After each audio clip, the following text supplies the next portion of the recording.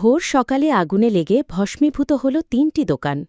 বৃহস্পতিবার ভোরে আগুন লাগার ঘটনাটি ঘটে বালুরঘাট পুরসভার ৬ নম্বর ওয়ার্ডের ব্রিজকালী মন্দির সংলগ্ন এলাকায়। আগুনে একটি কাঠের দোকান, একটি স্টিল ফার্নিচারের দোকান ও একটি দশকর্মার দোকান পুড়ে গেছে। সবথেকে বেশি ক্ষতিগ্রস্ত হয়েছে কাঠের দোকান। জানা গেল, কাঠের দোকানে সবার প্রথম আগুন লাগে, এরপর তা পাশের দুটি দোকানে ছড়িয়ে পড়ে। বন্ধ কাঠের দোকানে আগুন লাগায় দ্রুত আগুন ছড়িয়ে পড়ে। মুহূর্তেই আগুন দাউ দাউ করে জ্বলতে শুরু করে। স্থানীয় বাসিন্দারা এরপরে খবর দেয় বালুরঘাট দমকল কেন্দ্র ও থানায়। আগুন আস্তে আস্তে আর অল্প আছে, অল্প সময়ের মধ্যে এটা নিয়ে গেছে। কখন আগুনটা লেগেছে? আগুনটা পৌনে চারটার মধ্যে। কোন দোকানে প্রথম লেগেছিল? দোকানে যে কালীচরণ সরকারের দোকানে লাগছে, কাঠের দোকান। কিভাবে আগুনটা লাগলো?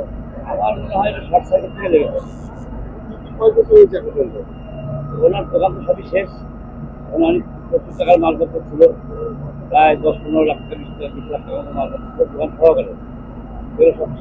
খবর পেয়ে ঘটনাস্থলে প্রথমে আসে 4টি দমকলের বড় ইঞ্জিন এবং পরে একটি ছোট ইঞ্জিন আসে। এছাড়াও খবর পেয়ে ঘটনাস্থলে আসে বালুরঘাট থানার পুলিশ ও বিদ্যুৎ দপ্তরের কর্মীরা। প্রায় 3.5 ঘণ্টা পর আগুন পুরোপুরি আয়ত্তে আসে। বাসিন্দাদের প্রাথমিক অনুমান, শর্ট সার্কিট থেকেই এই আগুন লাগার ঘটনা ঘটেছে। সবথেকে বেশি ক্ষতি হয়েছে কাঠের দোকানে।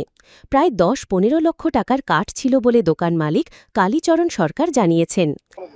স্টিল ফার্নিচারে কিভাবে লাগলো তো দেখিনি আমরা, পরে লেগে গেছে, তারপরে আসছি। কখন জানতে পেরেছে? আমি ফোন আসলো এখান থেকে, পার্টি অফিস থেকে ফোন করলো, তারপরে জানতে পারলাম 4:30-5টার দিকে। আরো আগে আগুন লেগেছিল? হ্যাঁ, আমরা এসে দেখি আমাদের দোকান এক সাইড দিয়ে ধরে নিচ্ছে। দোকানে কি ক্ষয়ক্ষতি হয়েছে? আমার অ্যালুমিনিয়াম, প্লাস্টিক দরজা, কাঠের দরজা আর স্টিলের সব জিনিসপত্র এগুলো হয়ে গেছে। আমার দোকানে ভালোই 8-10 লাখ টাকার মাল ছিল আমার, সবই পুড়ে গেছে। কয়টা দোকানে আগুন লেগেছে? আমার লাগছে পাশে দুটো দোকান, 3টে দোকানে লাগছে। পাশাপাশি ক্ষতি হয়েছে পাশের স্টিল ফার্নিচারের দোকানে। প্রায় 10-15 লক্ষ টাকার প্লাস্টিকের গেট, জানালা ও অন্যান্য সামগ্রী আগুনে পুড়ে গিয়েছে বলে দোকান মালিক হিমাদ্রি ভগত জানিয়েছেন। এছাড়াও একটি দশকর্মার দোকান পুড়ে গিয়েছে। আগুনের শিখা এতটাই মারাত্মক ছিল যে 11,000-এর কাভারিং তারও পুড়ে গিয়েছে। বর্তমানে ওই এলাকায় বিদ্যুৎ সরবরাহ বিচ্ছিন্ন করা হয়েছে। কিভাবে আগুন লাগল তা খতিয়ে দেখছে দমকল ও বালুরঘাট থানার পুলিশ।